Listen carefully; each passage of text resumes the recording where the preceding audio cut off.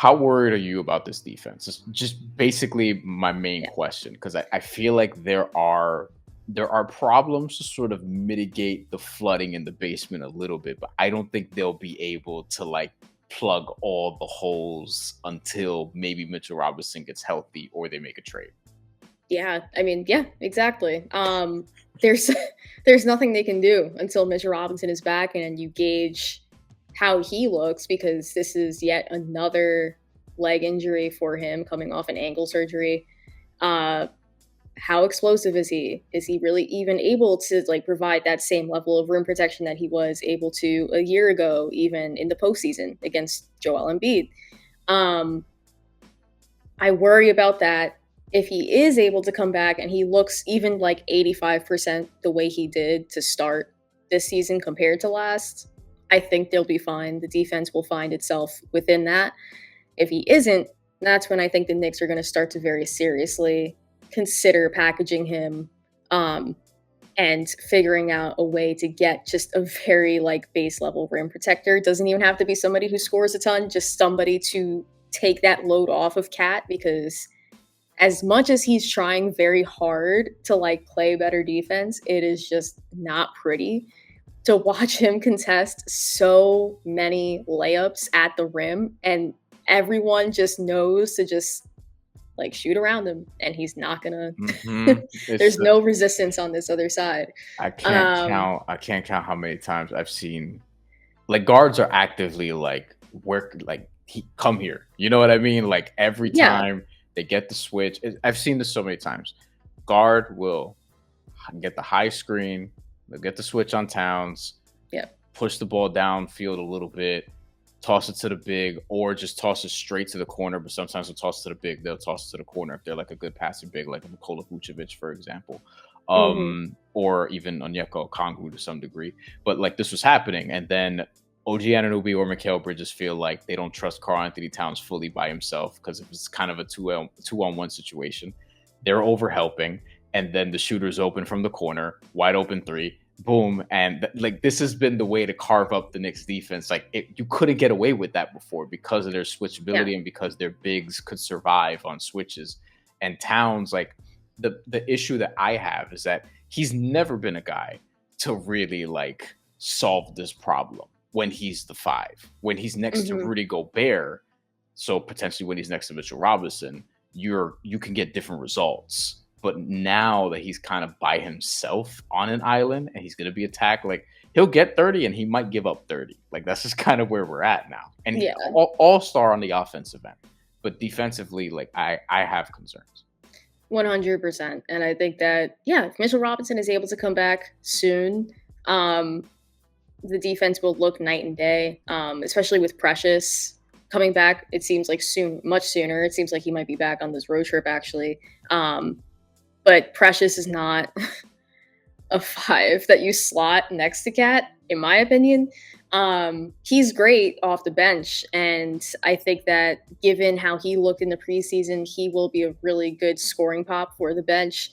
Um, but I don't love the idea of him playing the five. He's Yeah, another one that's just, he's a great defender. It seems that the Knicks have like tapped or gotten that out of him. sure. He can't protect the rim the way that Mitchell Robinson could, or Yeah, yeah. unfortunately Isaiah Hartenstein could. But that's over. Um, I yeah, I it really does just rely on Mitchell Robinson, which is a very scary thought to have because I don't think the Knicks even can rely on Mitchell Robinson at this point in their relationship with each other because it just seems like between like his social media posts kind of always being like super cryptic for no reason, and then his name also always coming up in like trade proposals. Yeah, I just feel like it's sort of like inevitable that he will be yeah. moved on from. I just don't know what teams will be willing to take him on. It would have to be a team that's very desperate for a starting five, but maybe not necessarily a team that's like contending. Well, you always have to take into account.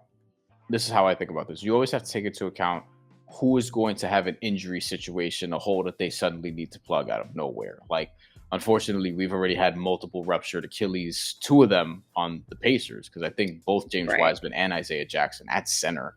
They lost two guys who were going to be like in the plans in terms of backing up at center, and now all of a sudden it's like, oh, like, got to do something else. So those things are going to pop up, and that's important because as we get to like December 15th, when certain trade eligibility restrictions are lifted, same thing with January 15th, and then suddenly we're at the deadline, which is already less than 3 months away. Like, there's a lot that is going to change between now and then. So I think they will be able to find something for Mitchell Robinson. They need to score. The other two things that I want to point out with the Knicks where I'm concerned, and then we'll move on from them. One, the scoring off the bench is inconsistent, and that's worrisome to me. A lot is being put on Deuce McBride, who I think is fantastic, but like, you need a real bench unit. So I think if and when the Mitchell Robinson deal, or it could be somebody else, but when the Mitchell Robinson deal does come, like, you have to be able to maybe get two rotation players out of that, or just somebody who's going to be steady, multidimensional offensively, come off the bench and just give you more of a scoring punch. And then the other thing is, Jericho Sims has been on the receiving end of a lot of faces like that you just saw Candace make. Basically. Like, I think with Jericho Sims, and I asked Dex this, like, do you think Jericho Sims is replaced by Ariel Hawk-Purdy in the rotation by Christmas? And he says yes. And what I always explain to Knicks fans is Jericho Sims is going to get the shot because he's on the last year of a deal, and you need to see if he's worth like the 3 for 11 that Deuce McBride got, or like a 2 for 7, 2 for 8 to keep him on the rotation, team friendly deal, and whatever the case may be. And they already converted Hawk-Purdy to a standard contract, which tells me that the clock is ticking and they're going to give Hawk-Purdy a look. It's a really small thing, but if your backup center can provide rim protection in Ariel Hawk-Purdy, because Jericho Sims is kind of just a rebounder, right, with hops. But if Hawk-Purdy seems like he could be a little bit better, and I think maybe he helps solve this problem a little bit. But he's also a rookie, was a late second round pick, and like, I don't know how much you can actually rely on him in a real way yet. Yeah, I love the idea of Jericho Sims developing into this really reliable bench big. But the issue with him is that he is just so one-dimensional. All he really can do is rebound. And even then, he does get boxed out a lot more than he should. For someone with his athleticism and his strength, he gets boxed out a ton, where it ends up just being tip outs that are 50-50 balls. I feel like the Knicks win most of those, but it's still not what you want out of him specifically. I feel like, and it's so unfortunate because I feel like last season, and I remember the specific game, it was the game against the Brooklyn Nets, and it was that comeback with that like really electric alley-oop to Julius Randle from Jalen Brunson, and it was a great game. The Knicks ended up winning, but in that first quarter from Jericho Sims, he had like 3 block shots or something like that, like 3 or 4, and I was like, oh my god, like, he's turning a corner, like, this is it, he's locked in, like, he has his timing, this is fantastic. Never did that again. And it just confused the hell out of me, because I'm just like, what happened? Like, this is ridiculous. Like, and Nick Claxton isn't some like slouch of a center. Like, you were doing a pretty good job against a pretty decent big. Yeah. And he just never did it again.